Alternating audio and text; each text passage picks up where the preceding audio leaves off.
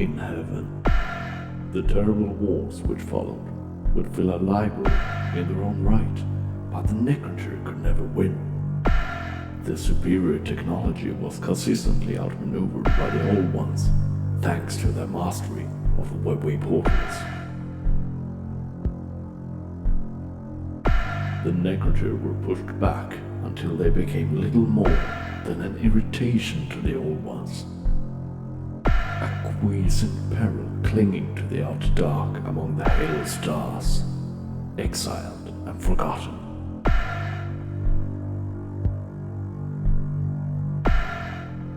The Necron's fury was cooled by long millennia of imprisonment, turning instead to an utter hatred of all life and an implacable determination to avenge themselves upon their invincible foes.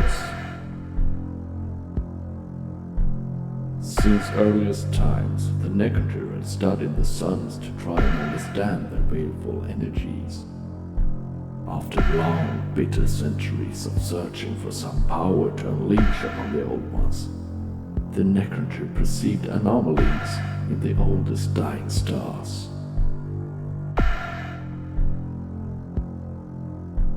In the complex skiings of etheric energy, the Necron found a sentience more ancient than any corporeal life-form in creation.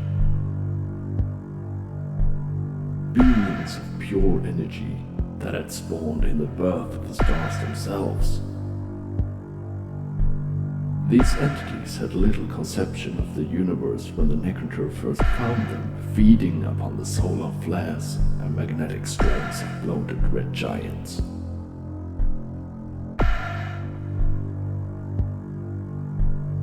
Here was the weapon the Necron had sought.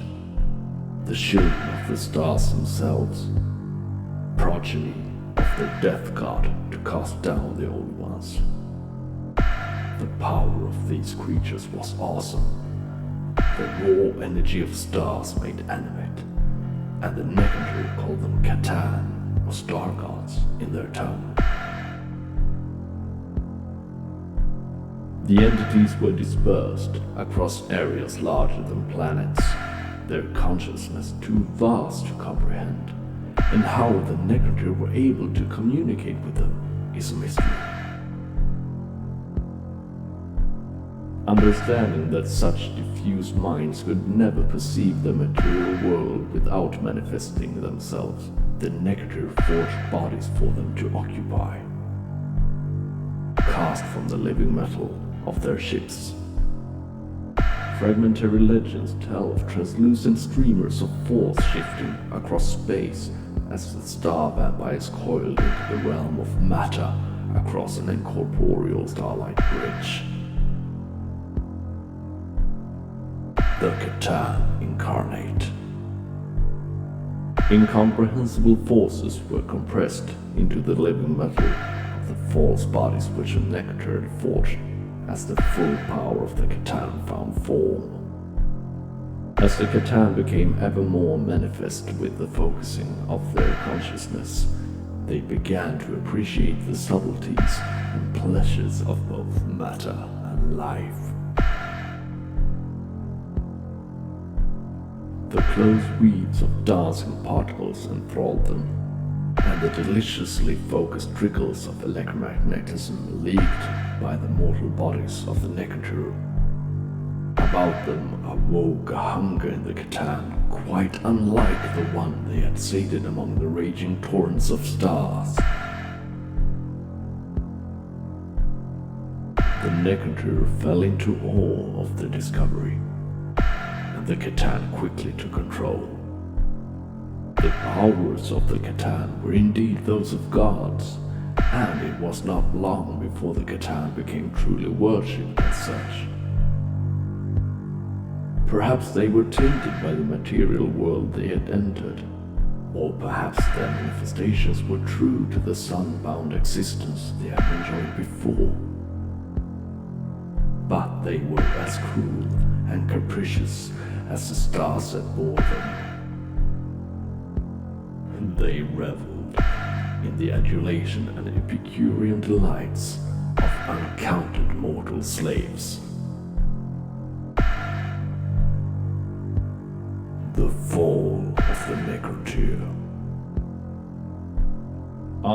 weapons of godlike power and ships that could cross the galaxy in the blink of an eye.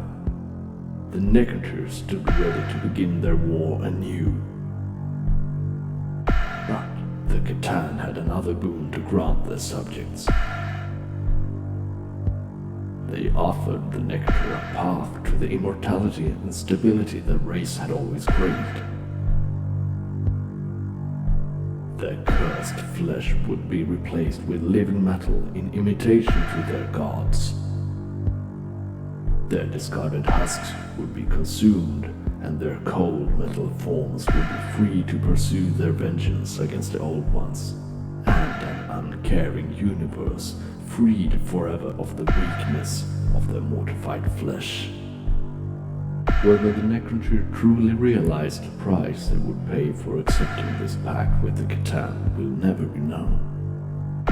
But their race was utterly purged, becoming instead the Necrons and cursing themselves to eternal servitude of their star-born gods.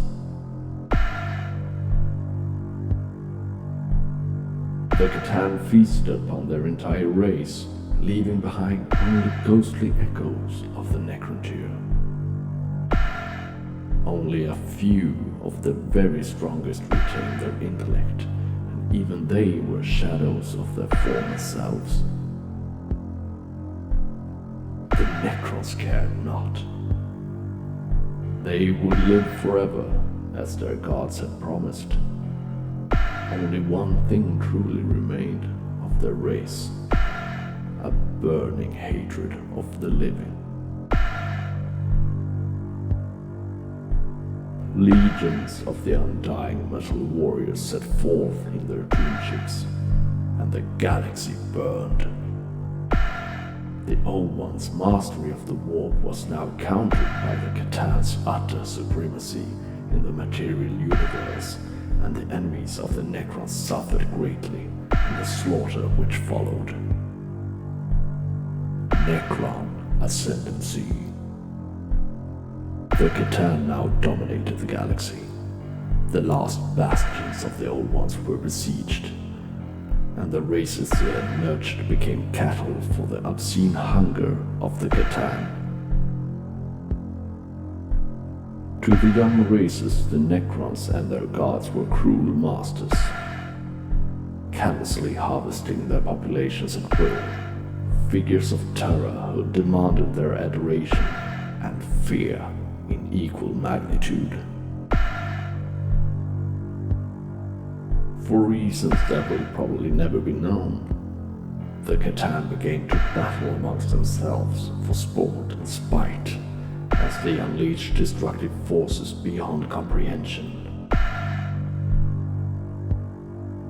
Planets were razed, suns extinguished, and whole systems devoured by black holes. New cities were built by the toil of millions and then smashed down again. As the harvest grew thin, Catan eventually devoured Catan, until only a few were left, and they sported amongst themselves for an age.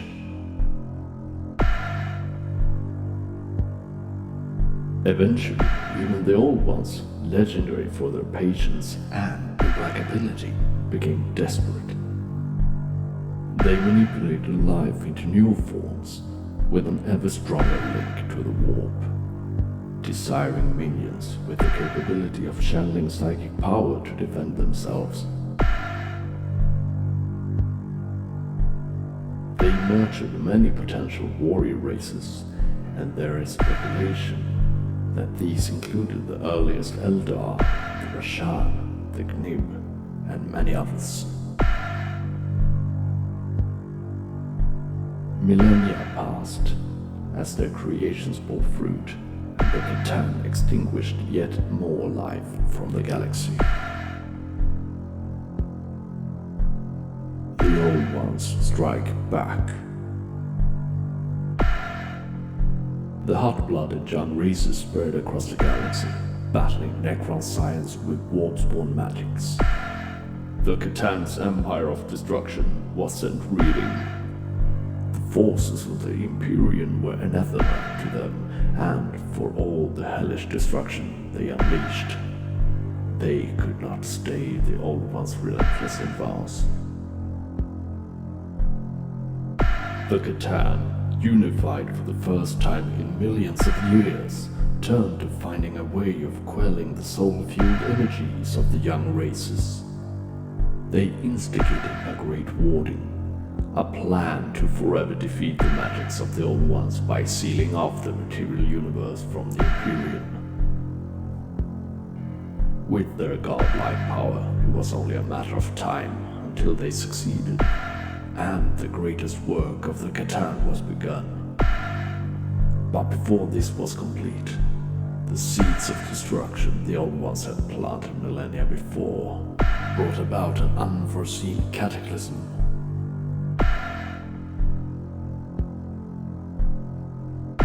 The growing pains of the young races threw the untapped energies of the warp into disorder. War, pain, and destruction were mirrored in the bottomless depths of the Sea of Souls. The maelstorms of spirits unleashed in the carnage coalesced into the previously formless energies of the warp. Older warp entities became terrifying predators, rending at the souls of vulnerable psychers, as their environment was torn asunder and reforged by the energies called forth for warring in the material universe. The apocalypse looms. The denizens of the warp clustered ferociously at the cracks between dimensions, seeking ways into the material world. The Old Ones brought forth newer creations to defend their last strongholds, like the hardy green-skinned Croak and the technology-mimicking Jokero. But it was already too late. The Old One's intergalactic network was breached and lost to them. Their greatest works and places of power overrun by horrors their own creations had unleashed.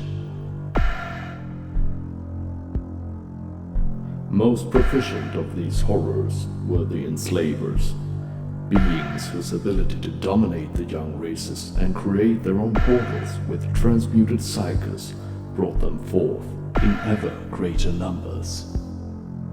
For the Old Ones, this was the final disaster, as the enslaved took control of their minions. The Pandora's box, unleashed by the young races, finally scattered the last of the Old Ones and broke their power forever. Life had stood at the edge of the precipice during the war between the Old Ones and the Catan. Now, as the enslavers breached the immaterium in epidemic proportions, the survivors looked doomed. The Catan entombed. The Necrons had been vindicated in their pursuit of cold science, and had the undoubted pleasure of seeing the Old One's civilization collapse. Unfortunately, it appeared that the last of their master's cattle would be lost with it. The Catan, however, had a solution in keeping with their measureless perception of time. They would allow the enslavers to take what was left and let the galaxy become a wasteland. The Psyker swarm would die away, and in time the galaxy would throw out new life for the Catan to consume. It may take millions of years. But the most important thing was to ensure that they would be there to see it. The Catan chose to escape the great catastrophe that they could sense coming by descending into Necron stasis tubes, which would be sealed for millions of years. The machine slaves and Necron warriors would guard them while they slept on worlds purged of all life to keep the enslavers from their door. only when they were disturbed by a sentient race with the correct characteristics to be mastered and consumed would the star vampires emerge. Just 2 of the Catan have emerged from their tombs to plague the galaxy thus far. They have found a new and unexpected age of civilization and war. The galaxy is blossoming with life, but still overrun with latent psychers and worshippers of the infernal warp energies unleashed by the war with the Old Ones. It will take time and many great machinations for the Catan to regain their rightful place as rulers of the galaxy. The agents of chaos must be overthrown, the Eldar eliminated, the great work completed, and humanity subjugated before the harvest can truly begin anew. But the Catan and the Necron slaves are ageless. Their science is still unparalleled, and time is on their side.